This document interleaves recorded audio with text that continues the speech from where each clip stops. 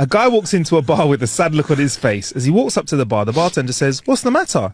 The guy replies, "Well, I got these two horses, and you see, I can't really tell them apart. I don't know if I'm mixing up the riding times or even feeding them the right food." The bartender feels sorry for the guy and tries to think of something that he can do. "Why don't you try shaving the tail on one of the horses?" The man stops crying and says, "That sounds like a good idea. I'm going to try that." A few months later, the same man comes into the same bar, much worse condition this time though. "What's the matter now?" says the bartender. The guy sobbing answers, "I shaved the tail of one of the horses, but it grew back, and now I can't tell them apart again." The bartender, now just wanting him to shut up and leave, says, "Well, why don't you try shaving the mane? Maybe that won't grow back as quickly." The guy stops crying and after a few drinks leaves. Again, a few months later, the same man is back at the bar. The bartender has never seen anybody in this sorry estate. Without the bartender even asking, the fellow breaks into his problems.